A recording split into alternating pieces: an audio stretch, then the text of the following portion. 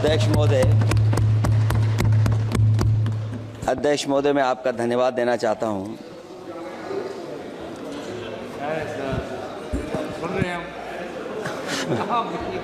अध्यक्ष महोदय, मैं आपका धन्यवाद देना चाहता हूं। साथ ही साथ इस सदन में जो 75वें वर्ष पर संविधान की बहस शुरू हुई है, जहां सत्ता पक्ष से माननीय रक्षा मंत्री जी उन्होंने अपनी बात रखी।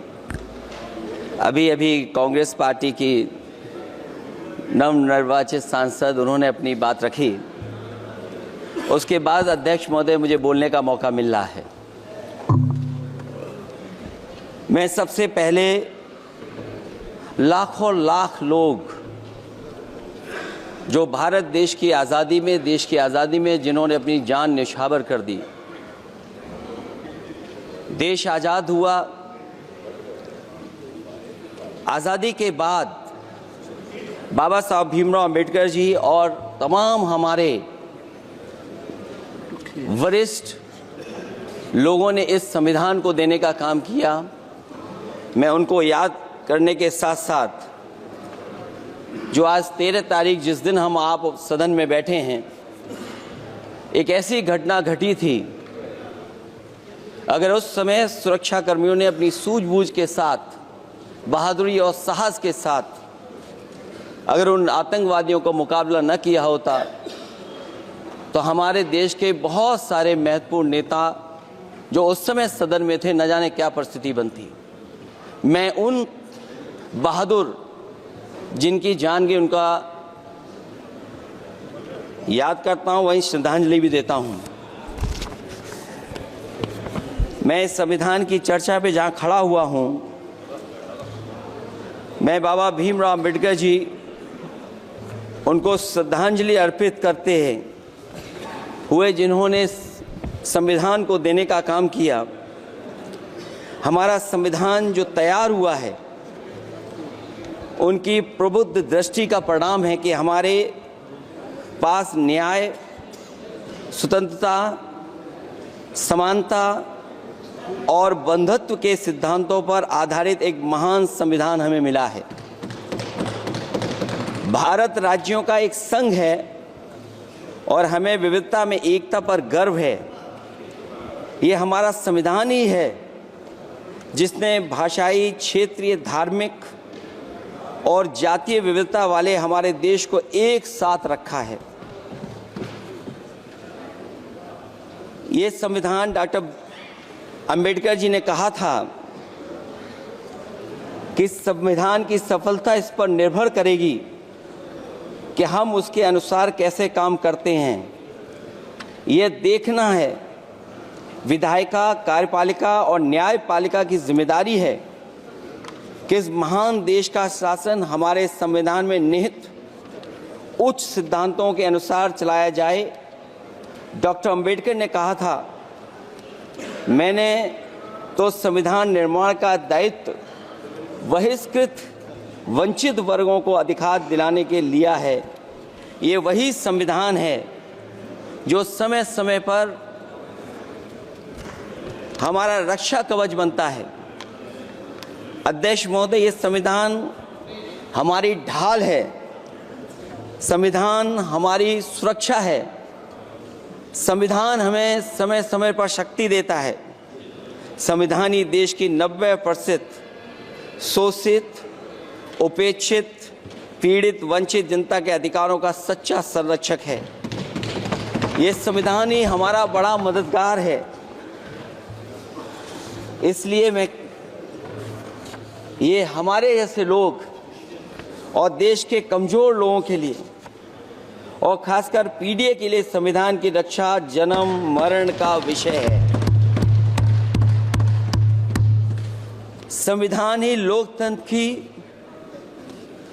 प्राणवायु है और जहां बाबा साहब भीमराव अंबेडकर जी ने इतना शानदार अच्छा संविधान दिया,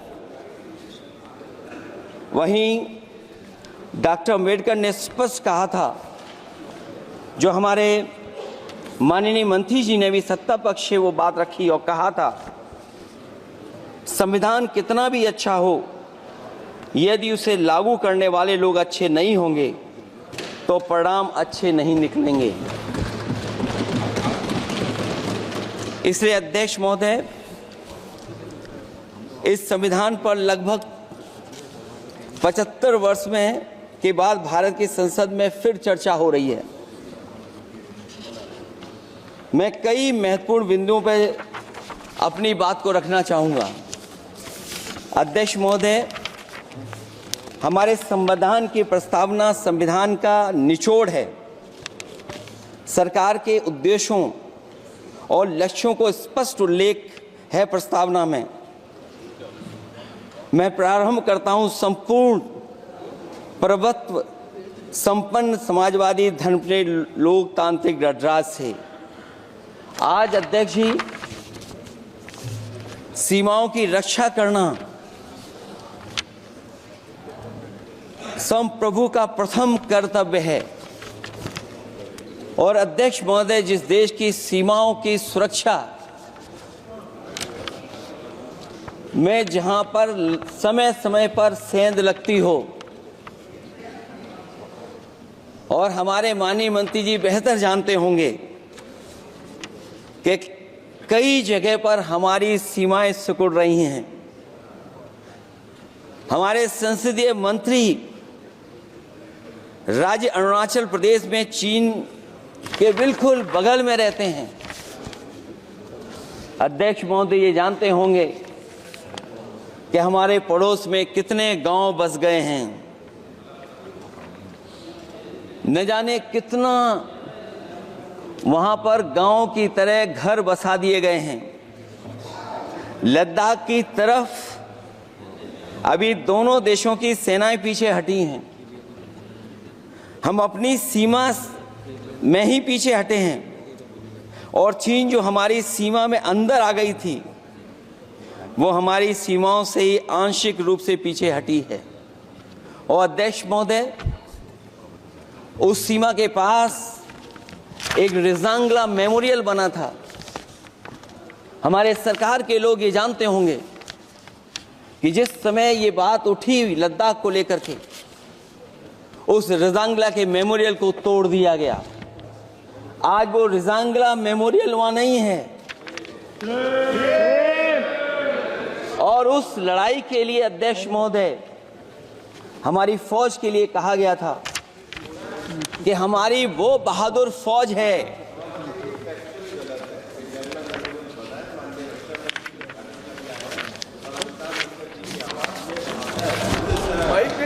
अध्यक्ष महोदय, यही तो फर्क है। कहां पर था, कहां पर बना अब। और अध्यक्ष महोदय, मैं सरकार को बताना चाहता हूं, अध्यक्ष जी, मंत्री जानते होंगे, मंत्री जी, केवल 12 किलोमीटर सड़क बनी थी, और पड़ोसी देश ने क्या क्या नहीं कहा गया। और वो समय आएगा जब हमें मानसरोवर और कैलाश पर्वत पे जाने के लिए भी वो देश हमें रोकने लगेगा। तो हमारी आज 75 साल बाद सीमाएं कितनी सुरक्षित हैं। क्या लद्दाख की वो फिंगर्स जहां पर हम पहले थे, क्या हमारी फौज वहीं खड़ी है कि नहीं खड़ी है? अगर आप रिजांगला मेमोरियल जानते होंगे, तो लद्दाख की वो सीमाएं जो हमारे देश के अंदर थी, क्या हमारी सीमा वहां तक है कि नहीं है? आज सही है। ये देश समाजवादी गणराज्य बने।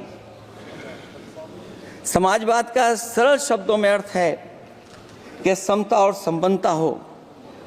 लेकिन देश में अध्यक्ष महोदय, 2014 के बाद विषमता जिस तेजी के साथ बढ़ी है, उसकी कल्पना भी नहीं की जा सकती है।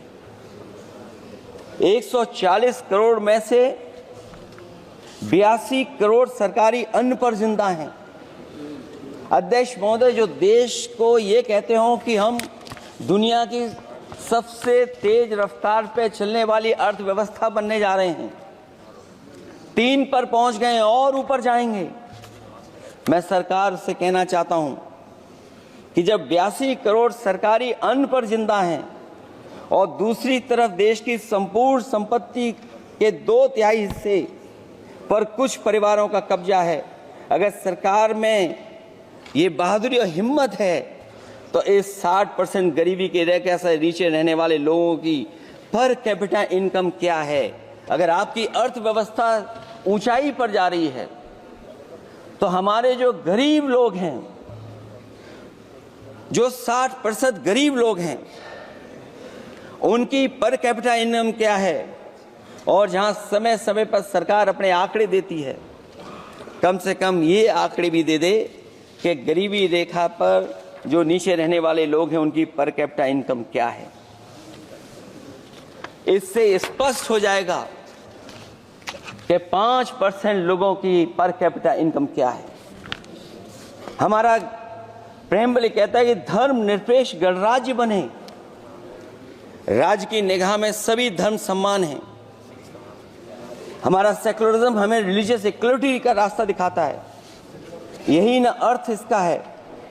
क्या इस पर सरकार अमल कर रही है? देश के 20 करोड़ से ज्यादा अल्पसंख्यकों के, विशेषकर मुसलमानों को दूसरे दर्जे का नागरिक बनाने का प्रयास चल रहा है। उन पर हो रहे अत्याचार प्रतिदिन बढ़ते जा रहे हैं। उनकी संपत्ति को लूटा जा रहा है, हत्याएं की जा रही हैं, घर तोड़े जा रहे हैं, उनके पूजा स्थलों पर कब्जा प्रशासन की मदद से किए जा रहे हैं। अगर ये धर्मनिरपेक्षता तो धर्म शासित राज्य की क्या परिभाषा है? और हाल ही में हम लोगों ने अध्यक्ष महोदय उदाहरण देखा है कि किस तरीके से उत्तर प्रदेश में कई महत्वपूर्ण जगह पर इस तरह की घटनाएं जानबूझ करके की गई। मुझे याद है उस समय, जिस समय उत्तर प्रदेश का इलेक्शन चल रहा था, बहुत से लोगों को वोट डालने का अधिकार जिनको था, उनको अधिकार से रोका गया और जो लोग वोट डालने जा रहे थे उन्हें डराया धमकाया जा रहा था। ऐसे इंतजाम किए गए थे कि ये वोट डालने के लिए वोट बूथ तक न पहुंच पाए।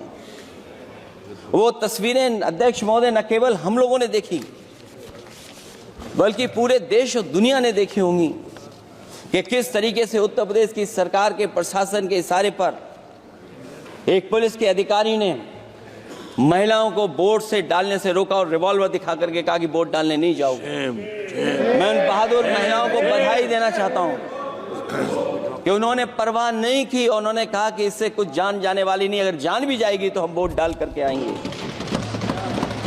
क्या यही लोकतांत्रिक गणराज्य है? सच्चे लोकतंत्र में जनता संतापूर्वक मतदान के माध्यम से अपनी सरकार चुनती है। क्या हम सही अर्थों में लोकतांत्रिक व्यवस्था में जी रहे हैं, जहां सरकार मशीन और सरकारी मशीनरी के जरिए जहां चाहे अपनी सरकार बना लेती है, जनता के मत का कोई अर्थ नहीं रखे हैं, वह लोकतंत्र नहीं कहा जा सकता है। यह व्यवस्था जब तेजी से लोकतंत्र में तानाशाही की तरफ बढ़ रही है, हिटलर ने भी तो जनता द्वारा चुने जाने के बाद संविधान में संशोधन करके तानाशाही कायम कर दी थी। हमारी सरकार भी उसी के समांतर चलने का प्रयास कर रही है। अध्यक्ष प्रस्तावना में अध्यक्ष महोदय सामाजिक, आर्थिक और राजनीतिक न्याय दिलाने की बात है। अध्यक्ष महोदय, मैं जब सरकार की तरफ से माननीय मंत्री जी को सुन रहा था, उन्होंने जाति जनगणना को लेकर के कहा कि जाति जनगणना कराना चाहें तो करा लें। हम लोग तो उस पक्ष के धर लोग हैं, अगर आप करा सकते हैं तो आप कराइए। नहीं अध्यक्ष महोदय, जब कभी भी हम लोगों को मौका मिलेगा तो जाति जनगणना कराने का काम हम लोग करेंगे। सामाजिक न्याय समाज के अनुसूचित जाति, अनुसूचित जनजाति और अन्य पिछड़े वर्गों को न्याय दिलाने का बड़ा अस्त्र आरक्षण था, उसे समाप्त कर दिया गया है।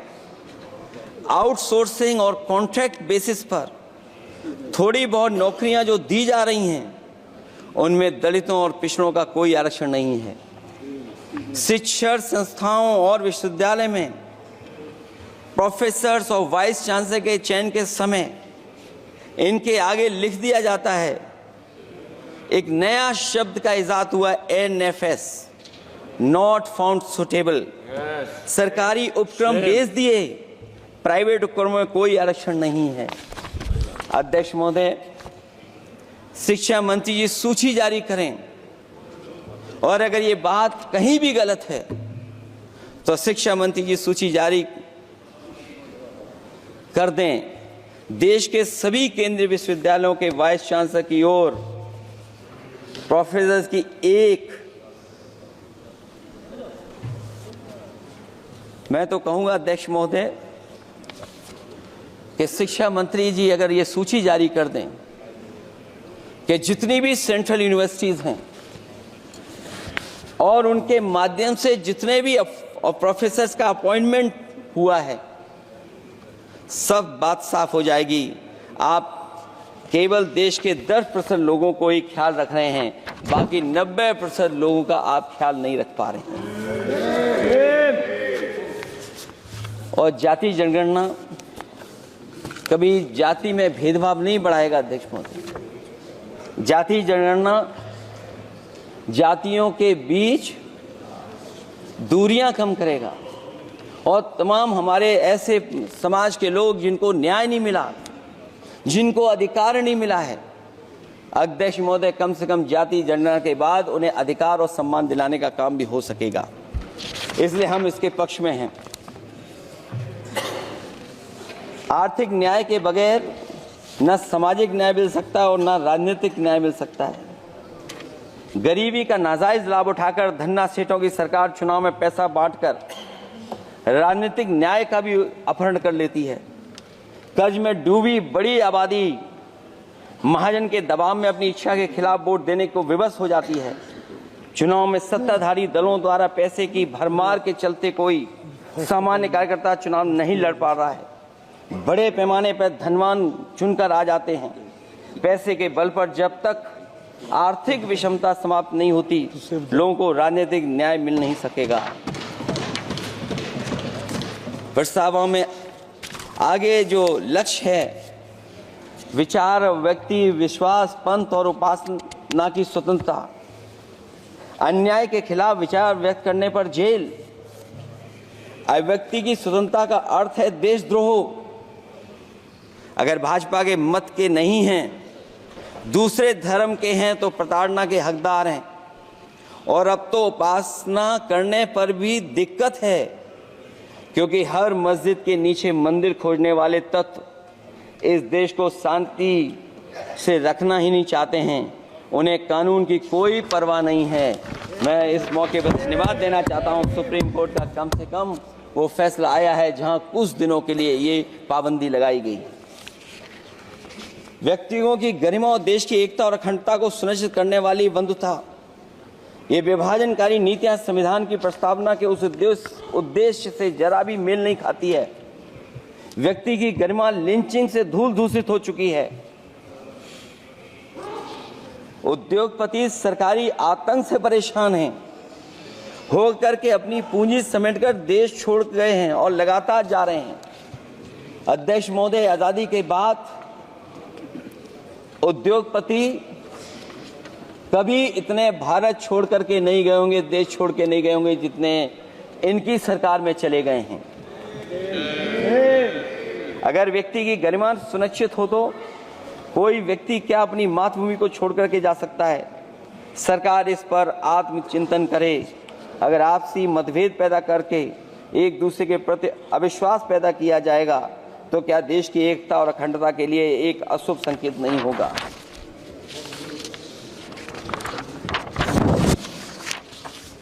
अध्यक्ष महोदय, आर्टिकल 14 कानून के समक्ष समानता। भारत के अंदर किसी भी व्यक्ति को राज कानून के समक्ष समानता को डिनाई नहीं कर सकता है। हो क्या रहा है, एक ही कानून कुछ लोगों के लिए अलग है और दूसरों के लिए अलग। अगर सत्ता पक्ष का व्यक्ति गेरुआ गमछा पहनकर गालियों को गाली दे दे तो जी हजूरी और दूसरा न्याय मांगने जाए तो उसे लाठी। क्या ये अनुच्छेद 14 का अनुपालन हो रहा है? अध्यक्ष महोदय, किसी भी व्यक्ति को उसके जीवन और दैहिक स्वतंत्रता से कानून सम्मत प्रक्रिया के बगैर वंचित नहीं किया जा सकता। ये सबसे महत्वपूर्ण मौलिक अधिकार है, लेकिन सबसे ज़्यादा इसी का दुरुपयोग हो रहा है। फर्जी मुठभेड़ में हत्याएं, जेल के अंदर हत्याएं और पुलिस अफरीक्षा में हत्याएं। आदमी कहीं भी सुरक्षित नहीं है। ईडी का तो ऐसा कानून बना दिया गया है कि बिना एफआईआर, बिना नोटिस किसी को भी बंद कर दो। लोकतंत्र फासिज्म में बदल रहा है। और अध्यक्ष महोदय, क्योंकि उत्तर प्रदेश की चर्चा सत्ता पक्ष से भी हुई, जो हालात उत्तर प्रदेश में हैं, ऐसे हालात कभी किसी ने पहले नहीं देखे।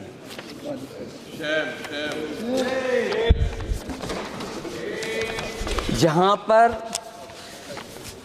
कानून की समय समय पर धज्जियां उठ रही हैं। और अध्यक्ष महोदय, केवल एक घटना नहीं मैं कहना चाहता हूं, ऐसी तमाम घटनाएं हैं जिनके बारे में मैं कह सकता हूं। आज़ादी के बाद अगर हम 75वें वर्ष में इस बात पर चर्चा करें संविधान पर, और आए दिन लोगों को न्याय मांगने के लिए आत्मदाह करना पड़े,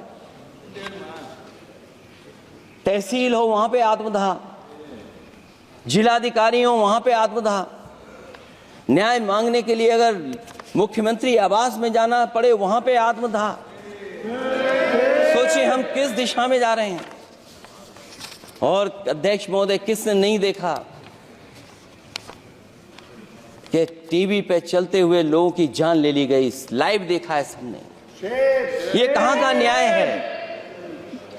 न केवल वो, बल्कि पता नहीं अध्यक्ष महोदय, हमारा प्रदेश कस्टोडियल डेथ में सबसे आगे जा रहा है।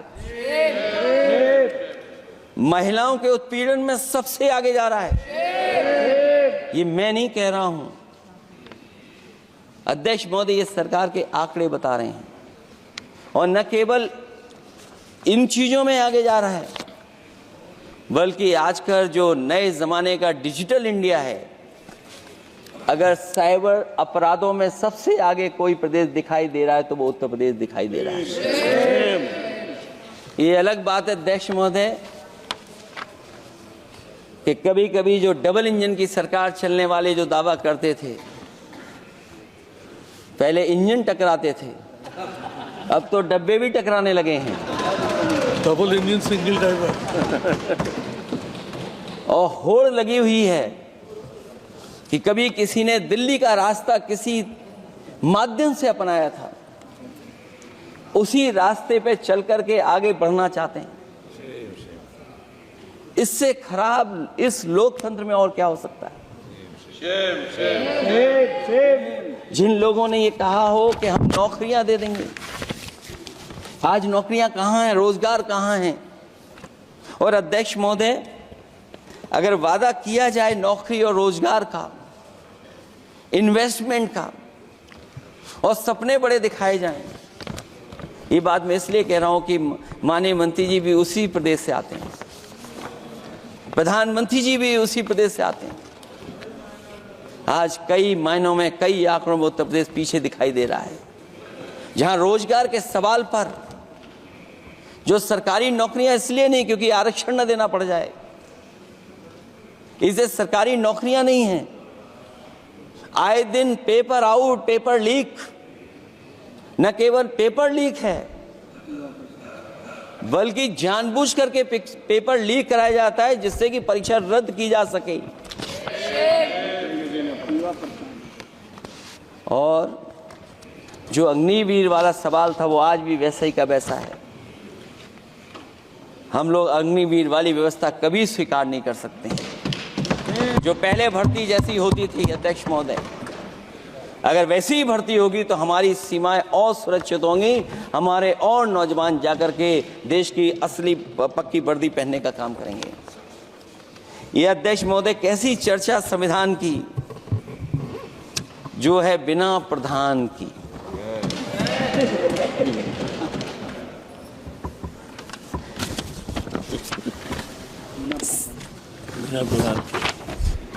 अध्यक्ष महोदय, इस सरकार में जो लोकतंत्र के साथ खिलवाड़ हुआ है, इतना कभी खिलवाड़ नहीं हुई होगी।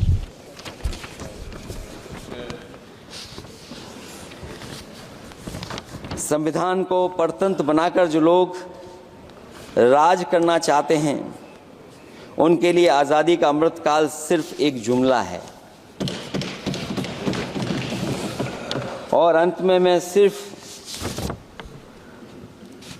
एक ही बात कहना चाहता हूं कि संविधान बचेगा तो न्याय बचेगा, और न्याय बचेगा तभी सबको बराबर मान सम्मान, सबको बराबर मौके मिलेंगे, भेदभाव भी मिटेगा।